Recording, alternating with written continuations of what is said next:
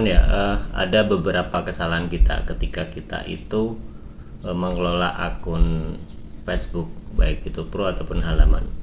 Karena berdasarkan apa yang saya alami ya teman-teman, viewer itu kan pernah di keadaan stabil dan pernah melonjak tinggi, kemudian benar-benar runtuh. Itu salah satunya adalah dari indikasi kesalahan kita ketika kita mengelola konten itu sendiri. Karena apa? Terkadang ketika kita terkena pelanggaran, apalagi di Facebook ini ya teman-teman, untuk tahap-tahap kemarin itu seringkali terjadi pelanggaran, baik itu konten-konten yang menurut kita ori gitu kan, ataupun konten-konten yang kita memang daur ulang ya. Jadi rawan sekali pelanggaran. Nah, setelah pelanggaran inilah kadang-kadang yang membuat akun kita itu semakin drop ya, ataupun runtuh seperti itu. Nah, ada beberapa faktor teman-teman ya. Di situ bisa kita pelajari sebenarnya, dan sebenarnya juga untuk menaikkan viewer itu juga itu sebenarnya tidak terlalu sulit, tetapi kadang-kadang kan kita itu kehabisan tema untuk mengemas ya, ataupun untuk meng-up konten apa yang seharusnya kita berikan atau kita sajikan kepada viewer kita seperti itu. Nah, dulu teman-teman ya, akun saya itu dari akun yang sangat kecil ya seperti itu bisa naik, kemudian stagnan dan akhirnya runtuh. Nah, pada saat itu saya juga melakukan beberapa hal untuk menaikkan viewer ya, karena ada beberapa akun saya itu kan. Yang pertama itu saya lakukan gitu kan, karena mempelajari yang sebelumnya.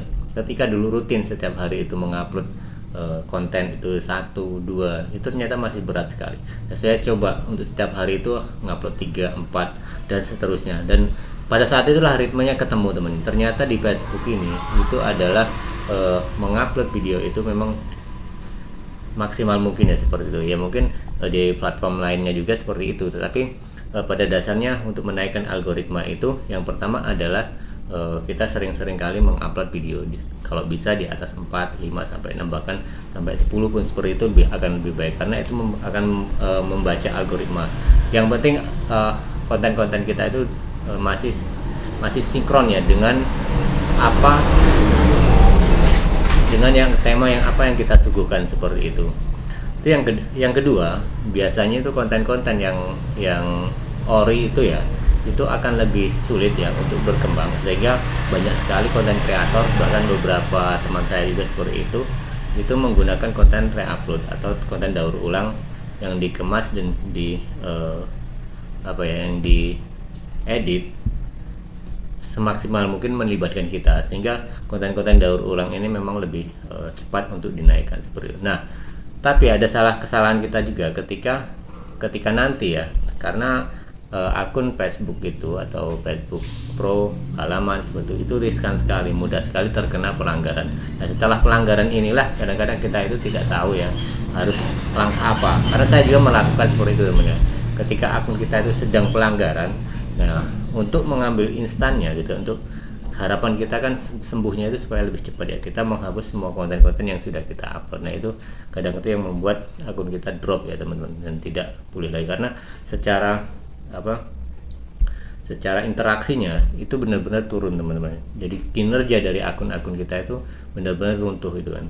Saya tidak pernah membayangkan ya teman-teman ya, dulu waktu di tahun-tahun kemarin itu akun saya itu jangkauannya, kemudian dari tayangannya segala macam itu jutaan ya dari kinerjanya itu kan.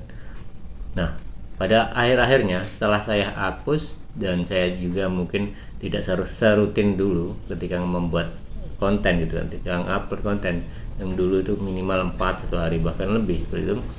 Sekarang kadang-kadang nggak konten, kadang-kadang hanya 1-2 gitu.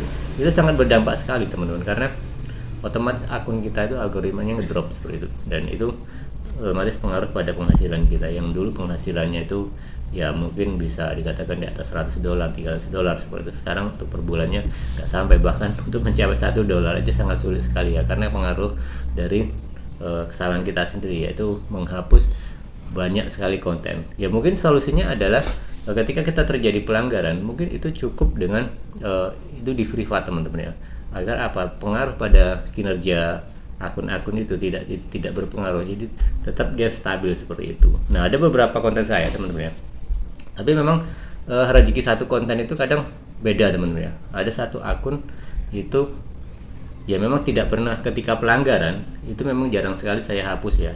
Pernah pelanggaran yang namanya konten tidak asli, kemudian melanggar kebijakan, jadi benar-benar tidak saya hapus itu seperti itu. Akhirnya setelah melampaui beberapa bulan itu sembuh dan masih stabil, padahal itu penurunan ketika saya membuat video ataupun konten yang biasanya itu banyak dalam satu hari sampai 8 sampai 6 kadang 10 gitu kan, itu hanya saya upload 1-2 hanya sekedar untuk mempertahankan saja. Tetapi hasilnya apa? Itu masih tetap bertahan teman, walaupun ada penurunan, tapi tidak benar-benar anjlok seperti akun-akun saya yang lain seperti itu. Nah itu saya pelajari di situ, oh ternyata ketika ada pelanggaran itu ya lebih baik yang lainnya, kecuali kalau konten yang benar-benar umpamanya terjadi pelanggaran konten tidak asli kan sekarang tuh udah bisa di apa ya teman-teman, sudah bisa dilihat ya konten mana ketika diupload itu ada peringatan pelanggaran. Nah itu boleh dihapus, tapi yang lainnya jangan dihapus. Kalau dulu kan saya tidak, ketika ada terjadinya konten tidak asli biasa saya hapus semua, sehingga mempengaruhi konten-konten yang lain, dan akhirnya ya pendapatan kita juga akhirnya turun ya, sehingga pengaruh untuk menaikkan itu sangat sulit sekali. Sampai sekarang pun luar biasa sulitnya ya untuk ketika akun kita itu ngedrop ataupun akun kita itu sudah tidak punya harapan ya. Nah mungkin ketika sudah turun seperti ini ya, salah satunya adalah mungkin meningkatkan interaksi kembali, artinya dari konten kita tambah lagi interaksinya. Cuma kan kadang-kadang kalau terlanjur akun itu udah drop teman-teman, sulit sekali untuk dia naik. Makanya ketika teman-teman akunnya sudah mulai stabil, itu ritmenya harus dijaga dan ya kalau bisa itu konsisten gitu kan, konsisten pada akun itu sendiri, kemudian pada tema yang teman-teman biasa gunakan, yaitu lebih akan menstabilkan algoritma yang ada pada Facebook kita atau halaman yang kita kelola seperti itu.